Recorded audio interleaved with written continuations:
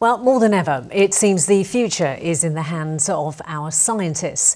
Whether it's Brexit borders, climate, disasters or pressure on the NHS, we're told that the answers lie in science and in technology. Well, one of the largest gatherings of scientists in the UK is taking place at the British Science Festival this week. Our reporter Nithya Rajan is there to find out what's on the agenda. There are 100 different events taking place here at the British Science Festival, and the topics are wide-ranging, from the future of farming to electric noses and, of course, driverless cars. Here are some of the sights and sounds from the festival.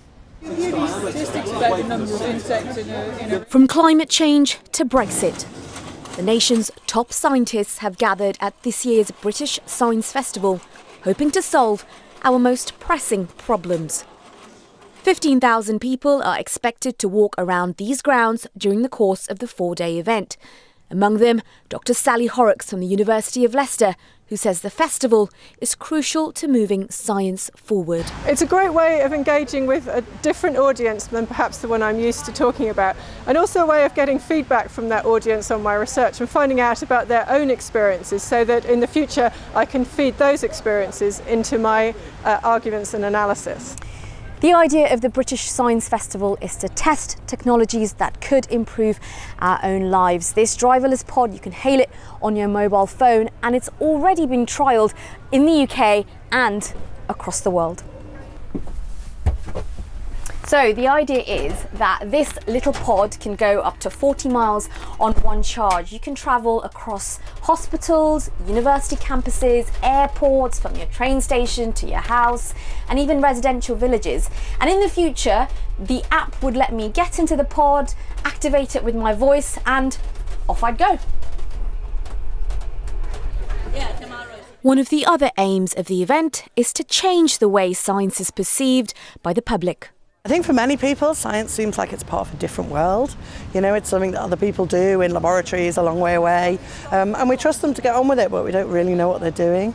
And so the British Science Festival opens the doors on what a lot of those people are doing in a really accessible and everyday way, so there's no jargon really.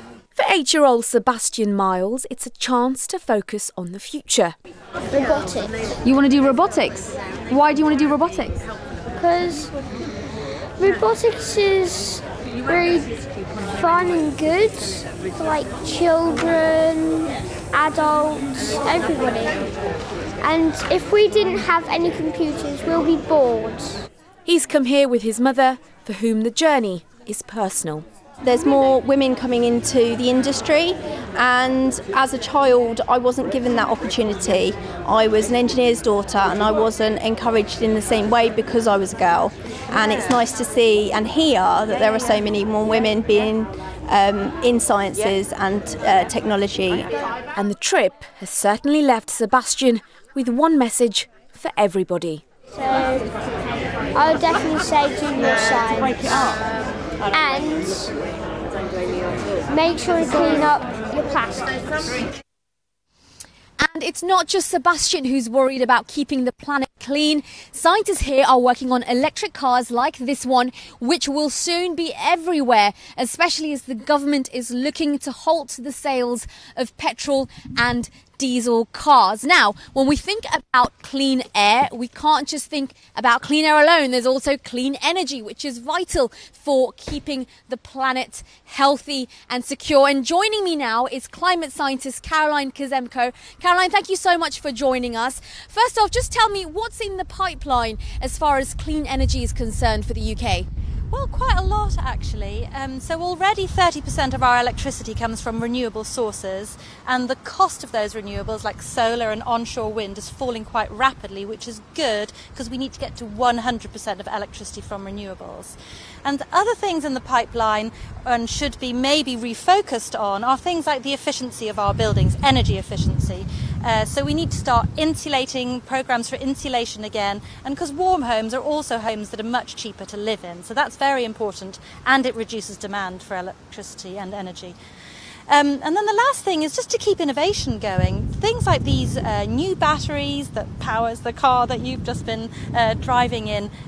We need to really keep the innovation going to drive the costs down and make them more affordable to a much wider range of people. Caroline, thank you so much for joining us. As Caroline mentioned there, batteries are a big part of cleaner airs, mainly because they power electric vehicles. And next week, I'll have a whole series on electric cars, so make sure you join us then.